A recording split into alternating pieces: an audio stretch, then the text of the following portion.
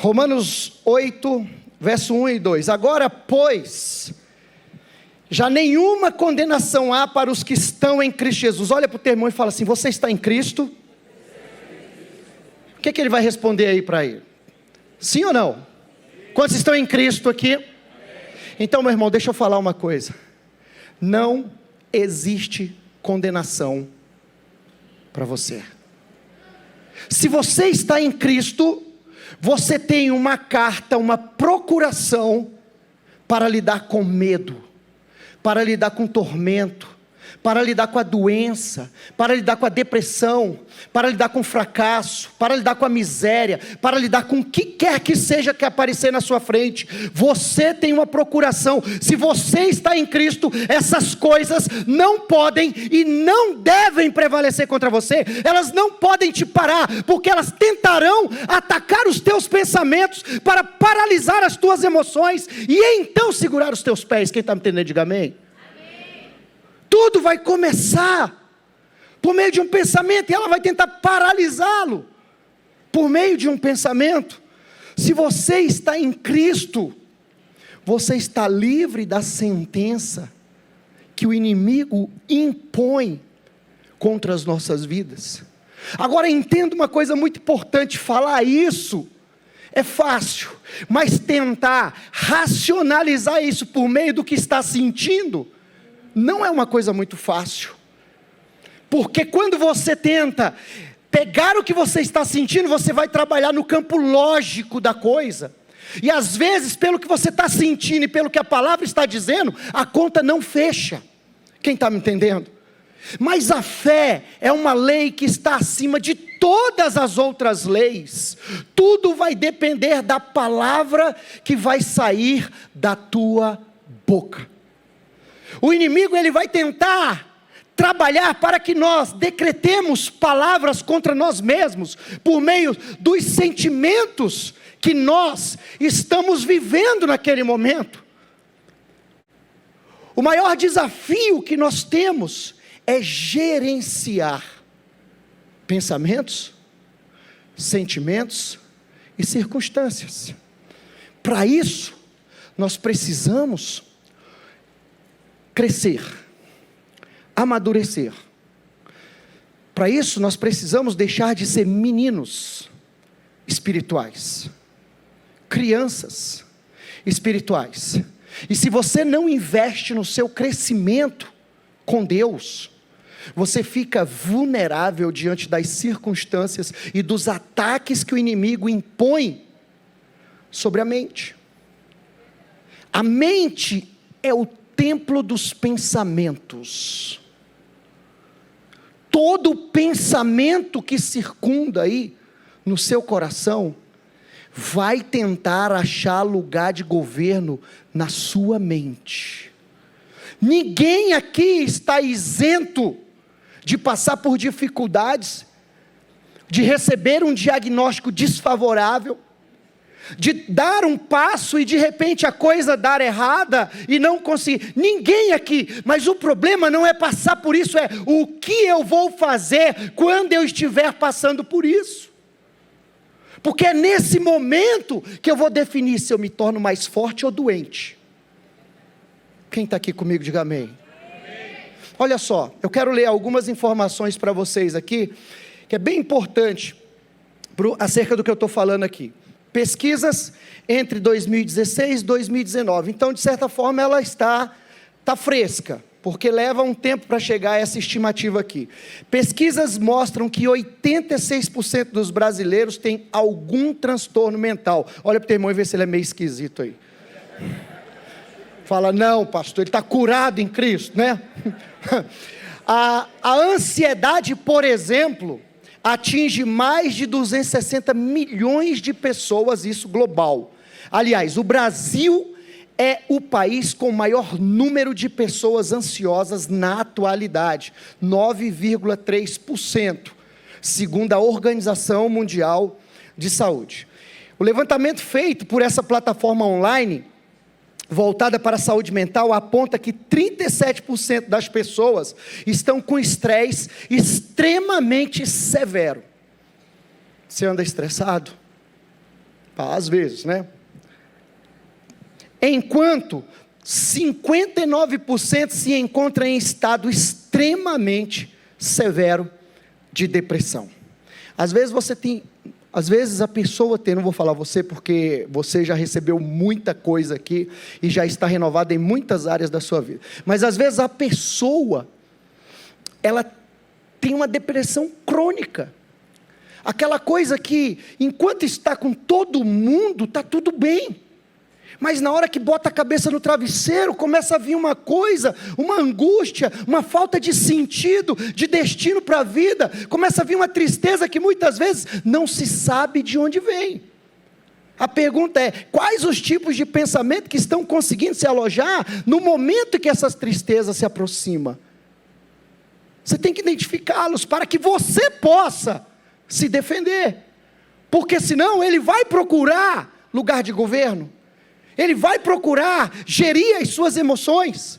Ele vai procurar fazer com que você fique paralisado. Você ainda está aqui comigo?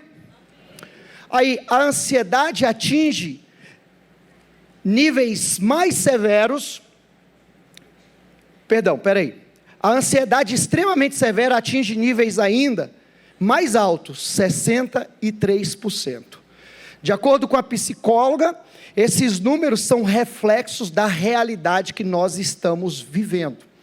Olha, o conhecimento, a primeira vez que ele dobrou, do século I ao século XV, talvez alguém aqui tenha até essa informação mais precisa que eu, foram 17, do século I ao século XV, exato.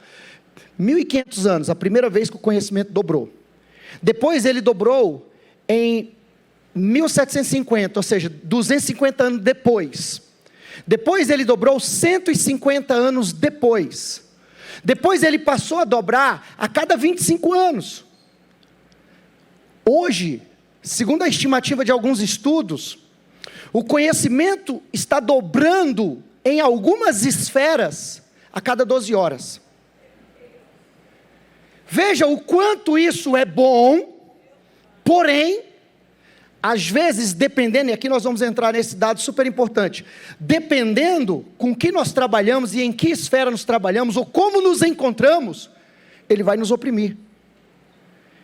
Porque a nossa estrutura neurológica, dependendo de como nós estamos, não vai estar preparada para poder lidar com esse excesso de informações, o que o Dr. Augusto Cury vai chamar de síndrome do pensamento acelerado. Isso vai gerar uma série de disfunção na estrutura neural da pessoa. Aí olha só que interessante isso aqui. Algumas das pressões mais fortes podem vir do ambiente de trabalho. 20% dos funcionários ativos estão trabalhando sob forte pressão emocional, o que compromete a saúde física, psíquica, resultando em quedas na produtividade, absenteísmo, faltas no trabalho e maiores taxas de contratação, ou seja, demissão, troca de funcionário. Isso tudo está gerando hoje aí no mercado de trabalho. Além disso, cerca de 32% dos trabalhadores brasileiros sofrem com o efeito do estresse, um dos primeiros sinais da síndrome de burnout. Segundo esta plataforma aqui, outros dados recentes mostram que 49% dos trabalhadores no Brasil já tiveram crise de ansiedade, enquanto que 44% dizem ter sofrido com esgotamento mental devido ao estresse profissional, o burnout, segundo pesquisas realizadas por esta empresa. O que eu quero falar com isso? Eu quero dizer o seguinte, que isso são estatísticas, mas também denuncia o quanto a sociedade, eu não estou incluindo nós, mas muitos de nós, entramos debaixo desse contexto, ou talvez nesse número, o quanto a sociedade se encontra enferma. O quanto a sociedade está doente. Olha para o seu irmão e fala, a sociedade precisa de você saudável, curado. Essa é uma boa palavra, amém? Olha, Marcos capítulo 16. Nós entramos em uma era do cientificismo. O que é cientificismo? Nós andamos mais pelas descobertas do que pela palavra de Deus, do que pela revelação. O conhecimento é fantástico e procede de Deus. Só que chega um momento que se eu andar só pelas descobertas, eu não vou buscar saída em Deus. Eu acabo me paralisando porque a minha lógica não encontrou resposta. Então eu acabo diminuindo a intensidade dessa relação com Deus, porque onde não tem resposta na ciência, é sinal de que ela está na mão de Deus. E alguém precisa ir lá buscá-la. A ciência, entenda isso, ela tem um limite para poder chegar em determinadas respostas para os problemas da sociedade. Porque todo conhecimento e sabedoria estão escondidos em Cristo Jesus. Porque Ele é o detentor do conhecimento e da sabedoria. Então eu vejo Deus distribuindo, Deus derramando conhecimento sobre a sociedade, conhecimento sobre os cientistas. Em todas as esferas estamos avançando. Mas isso também tem gerado uma coisa que para a vida de alguns não tem sido muito bom. Isso tem diminuído a busca dessas pessoas que andam somente atrás do conhecimento. Quem está me entendendo? Então acaba não desenvolvendo o fator transcendência, porque você é um ser espiritual, que habita, que tem uma alma, e que habita em um corpo. Logo, se você não desenvolve, se você está em Cristo, e não desenvolve a sua estrutura espiritual, a sua capacidade de andar no nível mais elevado de fé, você vai entrar debaixo das estatísticas. Fala assim para o seu irmão: eu não, e nem você. Fala: nós vamos buscar, como estamos aqui buscando. Amém. Atos capítulo 16, verso 17. Estes sinais seguirão os que creem. Olha só, isso é muito bom. A palavra creem aqui é aqueles que depositam confiança. E deixa eu te falar uma coisa. Ler a palavra de Deus e falar que crê, qualquer um pode fazer. Principalmente agora que nós estamos em um momento tranquilo, confortável. Mas estar com a palavra de Deus no coração, no momento de pressão, e depositar confiança somente para aqueles que se entregam. Olha para o teu irmão e fala: você precisa aumentar o seu nível de entrega em confiança em Deus. Em meu nome, diga comigo, é no nome de Jesus, expelirão demônios. O que é demônio? Nós temos visto o bispo sempre falar sobre essa palavra, que demônio, daimônia, que quer dizer seres de informações. São seres que entram nos processos sinápticos da sua estrutura neural e manipula o pensamento para poder trancar a pessoa no sentimento. Quando eu não sei frear determinados pensamentos que querem invadir a minha estrutura de pensamento, a minha capacidade neural, eu acabo sendo uma vítima, alguém vulnerável, para ficar com áreas da vida trancada. O conhecimento, ele é cognitivo, mas a sabedoria é revelação. O conhecimento procede da intelectualidade, mas a sabedoria procede do mundo espiritual. Sabe, o que eu estou tentando aqui falar para você é que nós temos, no nome de Jesus, autoridade para gerenciar os conflitos internos e para fazer com que as circunstâncias externas não nos parem diante do destino que Deus preparou para nós. O que eu estou dizendo aqui é que eu tenho que te levar uma vida de maior meditação na palavra. O que eu estou dizendo aqui é que eu preciso de pegar as promessas escritas na palavra e começar a declarar sobre as áreas da minha vida que porventura não esteja de acordo com aquilo que Deus prometeu. É isso que eu estou dizendo. Eu estou dizendo que você precisa crescer em Deus, porque quando você cresce em Deus, quando você se torna maduro em Deus, o mal fica exposto e as suas ferramentas obsoletas.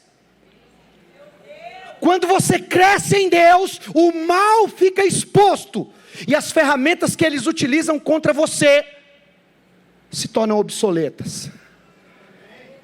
E você devolve os louvores para Deus por meio de tudo que você faz na criação. A Bíblia vai dizer em Atos, capítulo de número 10, no verso 38, como Deus ungiu a Jesus de Nazaré com o Espírito Santo e com poder. Quantos aqui foram ungidos com o Espírito Santo? Quantos aqui receberam o Espírito Santo? Quantos aqui têm o Espírito Santo? Você tem o Espírito Santo, você tem o professor, você tem o intercessor, você tem o maior coach de toda a história, você tem alguém para te instruir em cada situação, mas como às vezes a gente não consegue paralisar os pensamentos, parar a mente, acalmar a mente, nós entramos em um ciclo vicioso de ansiedade. Quem está me entendendo, diga amém. Tem horas que você tem que sair do campo de batalha e ir para o teu quarto em secreto, nem que seja só para sentar lá e respirar. Acalma. E nós temos visto o quanto a ciência da respiração tem aumentado, o quanto ela tem se revelado, porque respiração tem a ver com vento, e vento tem a ver com espírito, pneuma. O príncipe da potestade do ar, o espírito que agora atua, ele trafega no ar. Quantas e quantas vezes nós participamos de alguns momentos onde, em determinados momentos de ministrações, muitas situações desconfortáveis aconteciam na vida da pessoa por meio de arrotos, por meio, enfim. Mas só para você saber como às vezes eles trafegam na ignorância. Mas nós temos o Espírito Santo. Aí o texto continua dizendo: o qual andou por toda parte fazendo o bem. Diga: eu vou fazer o bem, a começar por minha vida, curando todos os oprimidos do diabo, porque Deus era com ele. Eu vim aqui nessa noite para dizer para você que Deus é com você. Eu vim aqui para te dizer que você foi escolhido, você foi ungido, o Espírito está em você para te transformar à imagem e semelhança de Deus, está com você para planejar como sair de determinadas situações, e está sobre você para destruir as obras do diabo. Fala para o seu irmão: cola no Espírito Santo, que vai dar bom.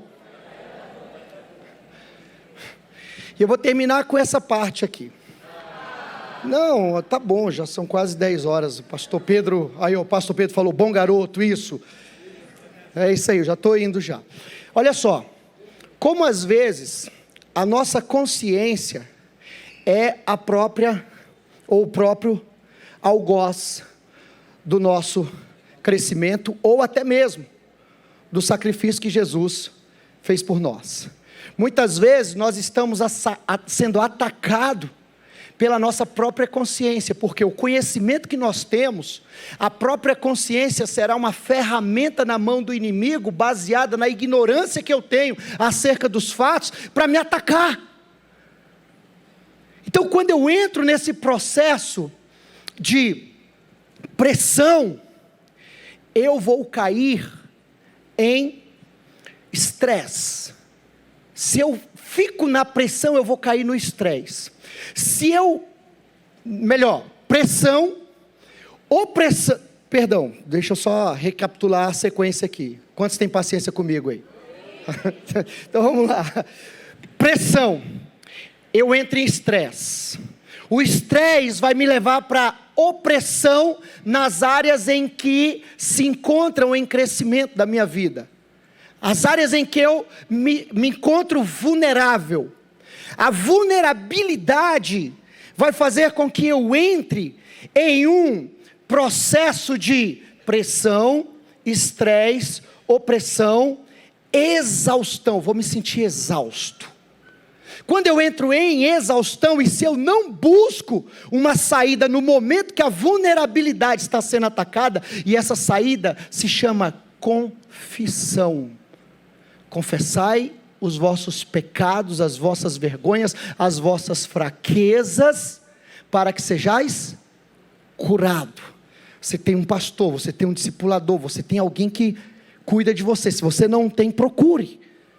Se você está nessa igreja já tem muito tempo e nunca procurou alguém para andar junto, você precisa. Muitas pessoas já foram livres de determinadas derrotas, simplesmente pelo ato de procurar alguém em um gabinete, e abrir uma situação, e receber oração, e se fortalecer, porque quando não acontece a confissão, mas a omissão, a pessoa vai entrar num processo de tristeza e depressão. Por quê? Porque vem a tentação. A tentação, ela é um sintoma de que não só estou sendo atacado espiritualmente, mas também que o meu organismo, quimicamente, está precisando de reposição. Aí, vem a questão do prazer. O preenchimento, a produção de determinados hormônios, neurotransmissores, como serotonina, ocitocina, enfim, esses neurotransmissores do prazer. Muitas pessoas nesse momento caem para compulsividade. Aí elas já entraram tentação, pecado. Pecado gera o quê? Acusação. Acusação traz consigo culpa. Culpa libera sentença. Sentença define uma condenação. E condenação leva a pessoa para a morte. A morte, em uma área da minha vida, no que diz respeito ao quesito espiritual ou emocional, vai gerar tormento, paralisia ou doença, porque quando nós somos estressados nos pensamentos, os órgãos serão sobrecarregados. Mas tem alguém nessa noite aqui falando: vinde a mim, vós que estáis cansados e sobrecarregados, porque eu vos aliviarei. Tomai, pois, o meu jugo que é suave, o meu fardo que é leve, e encontrarei descanso para as vossas almas. Fala para o seu irmão, Jesus está aqui. Não estamos só. Ele não nos prometeu uma vida fácil, mas prometeu que estaria conosco todos os dias da nossa vida. Jesus está conosco, Ele está comigo. Agora, é necessário que para aqueles que dizem que estão nele, andem como Ele andou. Nós não estamos falando em uma vida de perfeição, porque não vamos conseguir atingir, mas estamos falando em uma vida de quebrantamento, porque para ouvir a voz de Deus tem que ter um espírito contrito e quebrantado, ao qual Ele não despreza. Tem muitos problemas que encontram lugar de governo em áreas da nossa vida, por causa da dureza de coração. E Deus deixa eu só te falar isso, eu vou terminar com isso. Deus quando não restaura uma empresa, uma conta financeira, um filho, uma família, Deus restaura a pessoa para começar tudo de novo. Fala para o teu irmão: Deus não desiste de nós. Fala para ele: enquanto há vida, há esperança. Olha para ele e fala: você está vivo? Então a esperança é para você. Amém? Você crê nisso?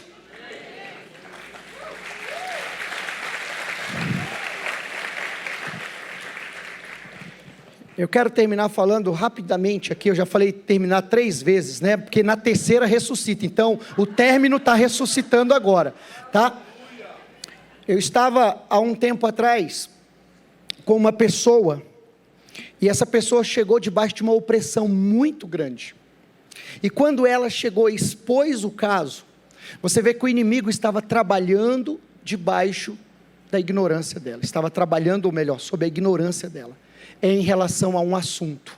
Porque muitas vezes nós negligenciamos o mergulhar um pouco mais em conhecer a Deus. Conheçamos e prossigamos em conhecer o Senhor. A vereda do justo é como a luz da aurora, que vai brilhando, brilhando até ser dia perfeito. Olha para o teu irmão e fala profeticamente para ele, fala: um dia melhor está surgindo no horizonte da sua história. Sabe, quando eu trouxe uma luz acerca da palavra sobre o assunto, o semblante da mulher mudou, o tormento foi embora, sem nem precisar de oração. Às vezes o simples fato de um conselho sábio, para tirar a pessoa de uma situação, faz com que os inimigos que estão oprimindo ou tentando segurar, eles batam em retirada, em nome de Jesus. Isso foi uma pessoa que estava debaixo de tormento. Outra vez eu peguei uma pessoa que estava paralisada, uma moça que trabalhava, ela fazia, acontecia, mas de repente aconteceu um evento na vida dela, e ela se fechou, entrou em um processo de síndrome do pânico. Nós tivemos alguns encontros, e tiramos um tempo para buscar a Deus e separar algumas promessas, para que ela declarasse todos os dias sobre a vida dela no momento de oração. Nós entramos em um processo de restaurar o devocional dela. 3 semanas depois, ela estava trabalhando. Isso eu estou falando de uma pessoa que estava trancada em isolamento social, num quarto escuro. Por quê? Começou a falar a palavra de Deus, o inimigo vai ter que sair. E quando você fala a palavra de Deus para você, sabe o que acontece? A sua fita de DNA vai se remodulando, e o seu corpo, ele vai se preparando organicamente, para te colocar, para agir segundo a palavra que você está declarando sobre você mesmo. A palavra tem que funcionar em primeira instância na nossa vida. E só para terminar, uma pessoa que estava, terminar a 4ª vez, mas aí começou o avivamento, foi Atos, foi quando o Espírito Santo desceu. Ó, já fechei a Bíblia, já fechei o computador. Uma pessoa que estava passando por um problema seríssimo de câncer. Ela tinha sido detectada com 3 tumores na cabeça. E ali naquele momento que ela veio, eu identifiquei que tinha um problema sério emocional na vida dela. E ela chegou e falou, e eu peguei e falei para ela assim: olha, o que aconteceu? Ela disse: meu casamento acabou, meu marido foi embora com outra, e eu todos os dias amaldiçoo ele. Olha, queridos, isso não é uma situação fácil não, tá? Tem gente que cai mesmo no poço emocional e não consegue sair de lá. Mas Hebreus capítulo 4 fala que nós temos um sacerdote que se apresenta diante de nós. Uma vez eu ouvi o pastor Daniel falar uma frase que eu nunca esqueci: antes de Deus aceitar o povo, ou aceitar quem está orando, Ele tem que aceitar o sacerdote. E o nosso sumo sacerdote foi aceito. Então antes de Deus olhar para mim, Deus vai dar uma olhadinha para o lado e perguntar para o sumo sacerdote: e aí? Ele fala: pai, eu passei por tudo, para que agora ele pudesse sair disso aí.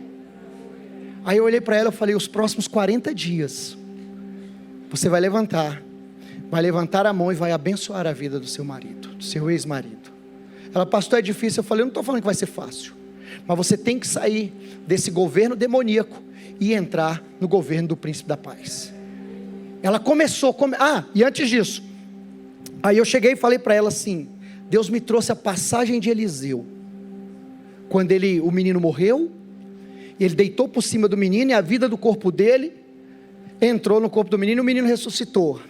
Deus falou comigo assim naquela hora lá, uma coisa meio louca. Ele falou assim: coloque a sua cabeça, os tumores eram 3 tumores no cérebro, coloque a sua cabeça sobre a cabeça dela, e decrete a saúde do seu cérebro para o cérebro dela. Queridos, a gente não sabe como é que essas coisas acontecem, mas às vezes acontece. E aí eu encostei e liberei. 3 semanas depois, a filha dela procurou e falou: pastor, ela foi no médico, fez o exame novamente, e os tumores sumiram. Olha, geralmente, boa parte das doenças físicas que nós temos, ou que as pessoas têm, elas estão ligadas intimamente com pensamentos. Não existe remédio, como diz a doutora Leaf, para pensamento. Pensamento, você tem que ter o princípio, você tem que ter o valor da palavra de Deus, para você gerenciá-lo e colocar o capeta para correr. Porque ele tem que se submeter, ele tem que se dobrar ao nome de Jesus. Se você está procurando levar uma vida séria com Jesus, acredite, o inimigo tem que sair de algumas áreas. Você pode até sofrer algumas derrotas no processo, mas a batalha não terminou. Você vai se levantar e vai continuar. Fique de pé nessa noite. Eu quero fazer só uma oração. E eu não sei o que você está passando aí, mas você não precisa sair do seu lugar, porque Jesus é poderoso para te tocar onde você está. Eu não sei se você está vivendo um momento de paralisia na história da sua vida, se você está com os pés amarrados. Eu não sei se você está debaixo de um tormento, e eu não sei se você está com um diagnóstico que não é nada favorável para a sua saúde, para o seu corpo, mas uma coisa eu sei: o Nazareno passa no nosso meio. Ele é o mesmo ontem, hoje e eternamente. Ele continua fazendo milagres. Feche seus olhos.